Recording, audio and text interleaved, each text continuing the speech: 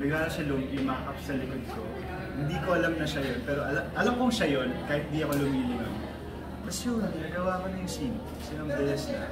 Parang hindi ko siya ma-explain, pero kung siya na lang din ako rin open. Kasi siguro ang dami namin similarities. Kaya siya may introvert, kaya siya may tahimik na tao, kaya siya may hindi ma-share na tao.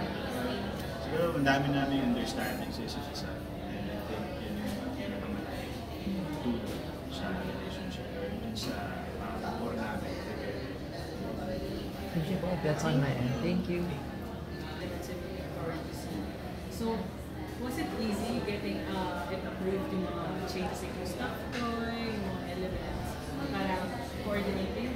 Ano ba yung naging process para localize siya? Okay.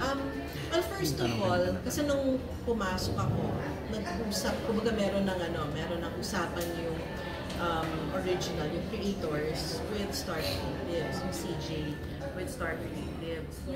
So, ang sabi lang, tinanong ko rin yan syempre when I came in, parang okay, anong limitations natin, how do we go about this? Ang sabi naman daw ng studio natin was that just make sure that yung essence and the core of the story is retained. They understand that there will be changes. I think they did the initial presentation of the adjustments, and then yung mga present nilang changes, pina-approve nila.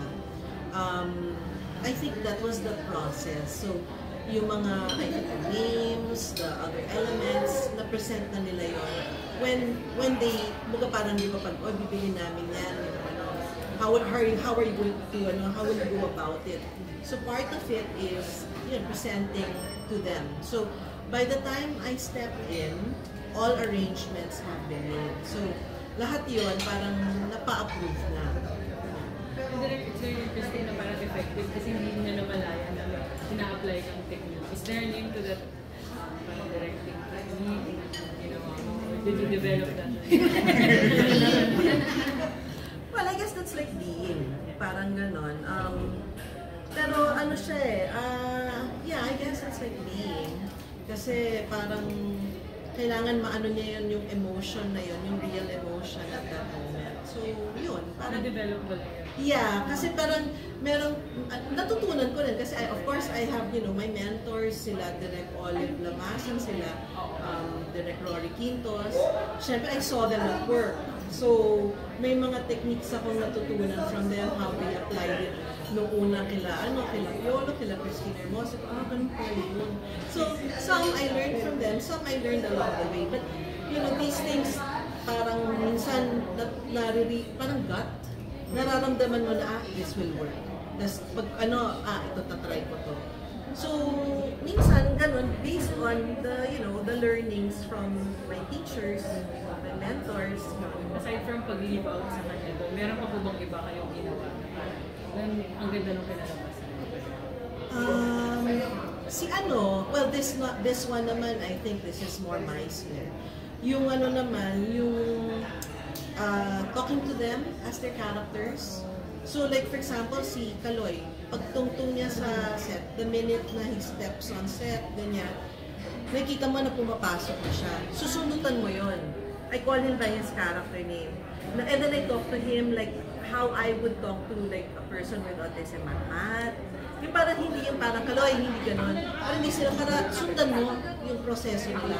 And that's why I join in their workshops so that I know what will work, what is being used doon. So, part yun ng proseso, part yun ng trabaho ko bilang director. So, parang that works for him. Nakita ko yun, it's effective. So, parang mat, ganyan. So, I talk to him like his character. Siya rin naman, pero parang that's an example also. Thank you. Thank you. Direct, tanong ko lang po. Doon sa original kasi parang very mature yung role ng dalawang characters, si Anne saka si Joshua, di ba? Parang may mga intimate scenes sila doon di ba? Kissing scene. May aabangan din ba dito?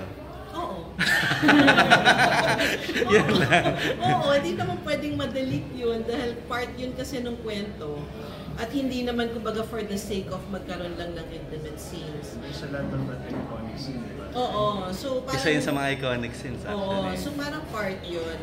Tapos nun, syempre kasi like ako sanay akong makatrabaho ko love team na bawal mag-kiss. So parang, syempre di ba ngayon parang I'm working with actors na parang hindi na sila yung may love team, ganyan. Nakakatuwa yung proseso in doing intimate scenes or like scenes na parang romantic nang hindi love team. Kasi nakikita mo yung, nakikita mo na hindi, kumbaga it's skill. Kasi how do you bring it out? Paano yung tingin mo sa kanya na hindi ka naman yan, kasi syempre pag mag-boyfriend, that's easy, titingnan mo, alam mo na, meron ka lang ano, di ba? Because you have, meron kayong connection talaga romantically. Pero yung ano, yung parang doon lumalabas, yung galing nila as actors. Kasi mapapalabas mo na yung tingin, may attraction, yung tingin, pero it's acting.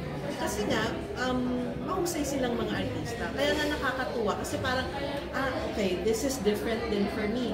Pero, ayun, ang galing lang how the actors, si Josh tsaka si Ann, nalala ko yung yung kissing scene. O basta yun, abangan nyo na lang. Pero parang, paano natin to gagawin, ganyan. Yung, alam mo na it was choreographed, alam mo na pinag-usapan, blinok, ganyan. Pero, alam mo that the eyes are there emotionally because they are excellent actors.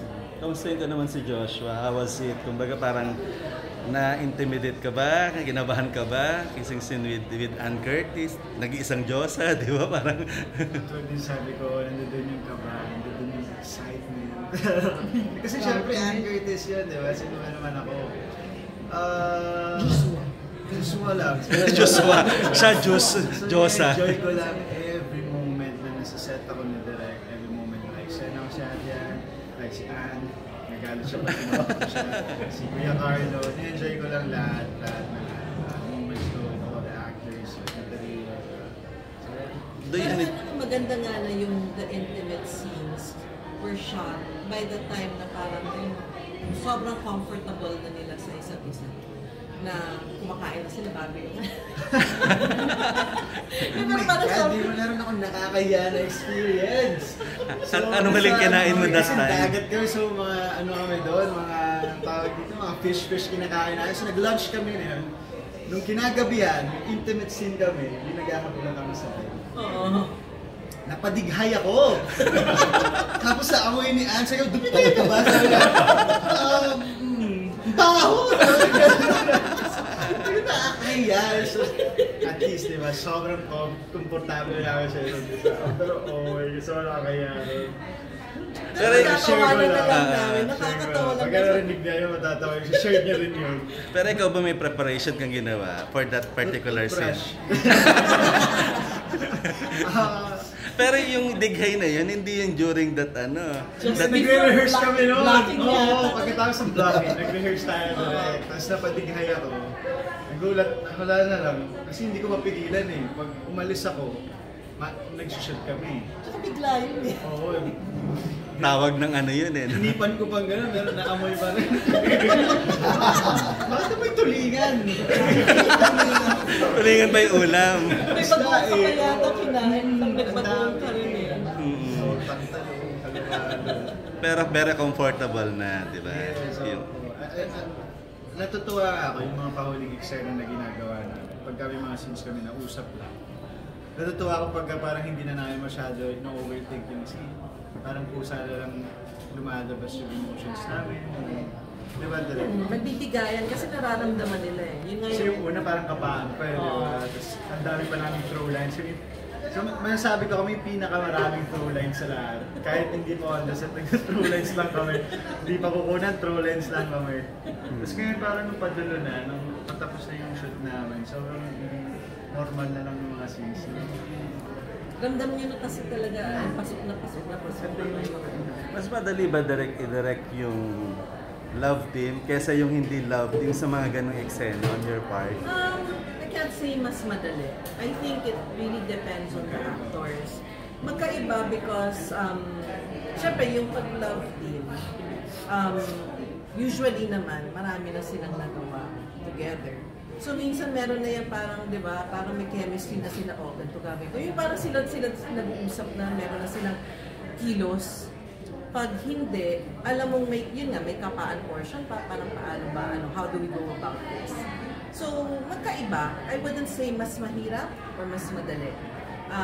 It really depends on the professionalism, tsaka yung level ng skill ng artist, at tsaka yung pagkabukas, pagka-open nila to, you know, how to accept the other, the co-actor, kung paano sila mag-work together. Hindi ka nahirapang i-work on yung chemistry nila together? Hindi naman. Kasi, sanay gumawa ng love stories yung dalawa.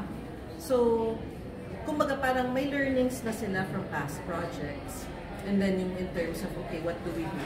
I think what's important is, they know their characters, they know their, yung kwento, alam nila ano yung intention of the scene, alam nila yung pinanggagalingan nila, at pinapasok nila yun. I think yun talaga yung key doon.